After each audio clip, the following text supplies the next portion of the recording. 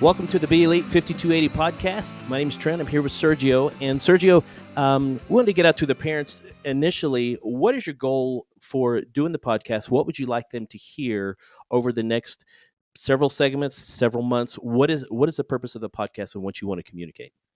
Well, so first of all, thank you for your help to make real this project of the podcast for Be Elite.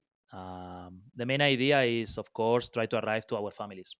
We know that since the beginning, the information between families and Be Elite, it's something that we need to continue improving. We try our best for sure, but sometimes it's not enough. And then maybe some families cannot approach to the training sessions, cannot approach to the games, or come to the office to talk, but they are interested in the program, they are committed, and they want to know more.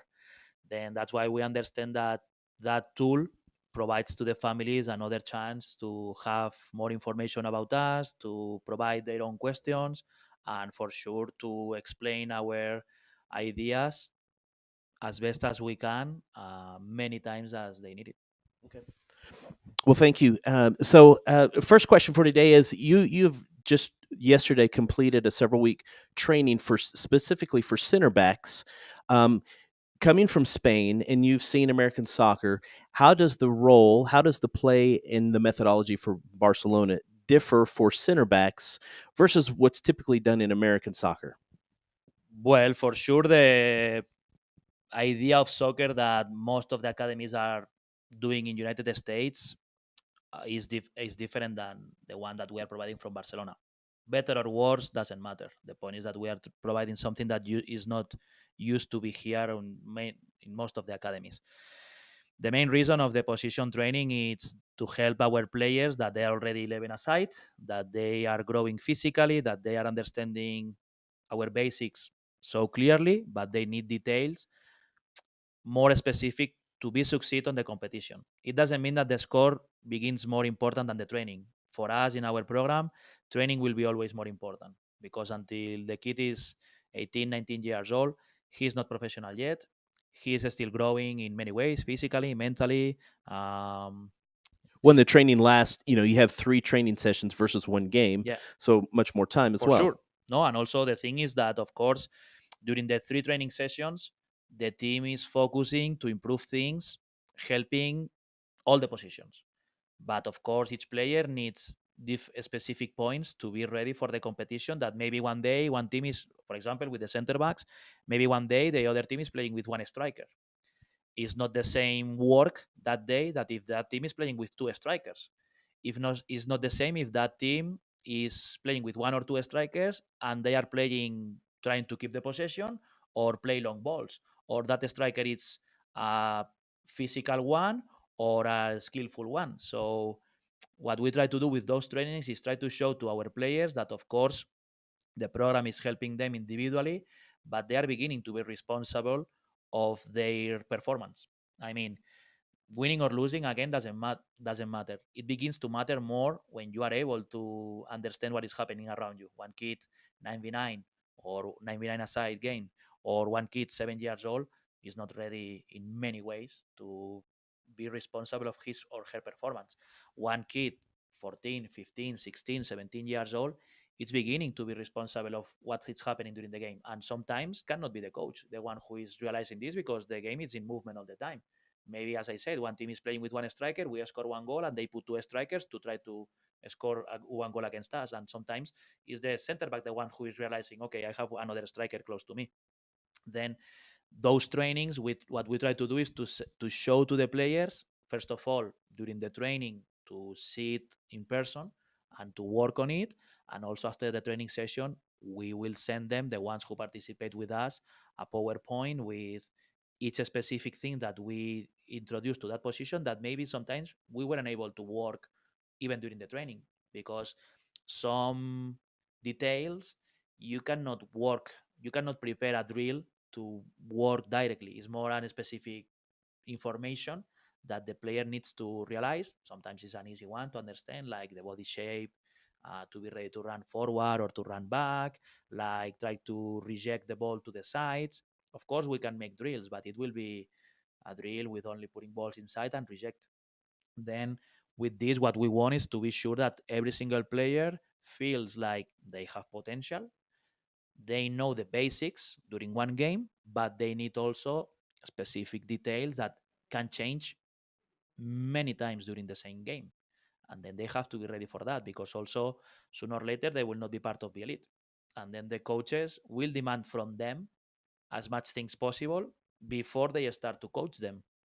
Then if our players, as a center back, he can say or she can say, hey, as a center back, I'm ready to understand what can I do against one striker, against two, against one striker who is physical, against one striker who is more skillful, against one team who is playing keeping the possession, or against one team who is pretty much kicking the ball long.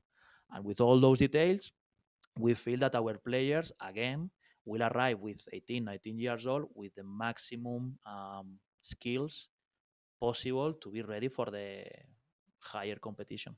So specifically about center backs, I know when you look at a player that comes to be elite, you very easily, because you know soccer so well in your background, you recognize their skill set, their vision on the field, their technical ability. So you can often determine very quickly where you will see them play. So what would you say are maybe the top two or three attributes that a center back would need to play the be elite style methodology? Well, first of all, recognize a position from our side is just an opinion. Of course, for me, it's easy to recognize something that I'm looking for a position, as I will answer you now about the center back. But also, any single player can shows to us that he or she is ready for a second position or a third position, or after 2 years with us, change our idea to become a player on another one. And then that's positive, because that means that player is becoming more complete. About the center back, the main thing for us, for sure, and it's always for all the positions, is to feel comfortable with the ball. The center backs is so important because usually we have numbers on that position. With the goalkeeper, that of course they need to feel confidence with the ball.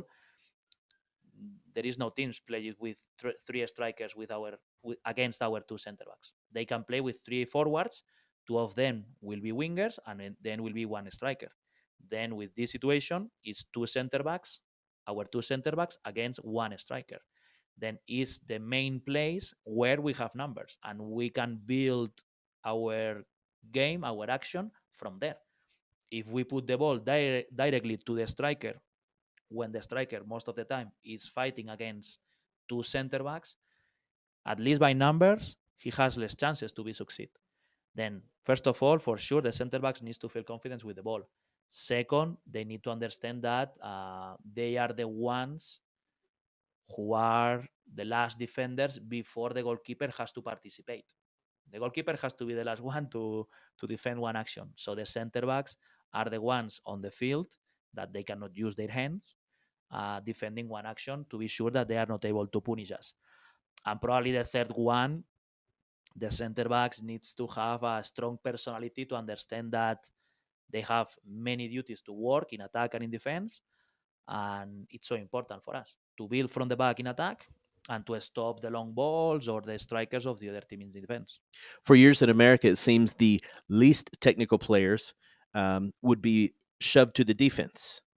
But when you're playing out of the back like Barcelona, that would be catastrophe. Well, in fact, I don't trust in any player who doesn't have technical skills. Yeah. Of course, each kid is different, and not all the kids who could be the most skillful player. But for us, that skill, it's a minimum, it's a basic. And for example, it happens many times that many players came from another program as wingers or as strikers, and they play with us as a defender. And the families at the beginning are quite shocked because, okay, my son or my daughter was a striker, and now you put him as a defender, as a center back. I don't like to say a defender because our defenders has to attack also. But I mean the defensive line, many times we have players that they were offensive players in another club. At the beginning, it's not easy for them, but after training sessions and games, they feel really comfortable with our way to play soccer, even they are defending. So it's a growth process for the parents and the players. We should say. Well, thanks for tuning in for another episode of Be Elite 5280. Sergio, thanks for your time. Thank you so much.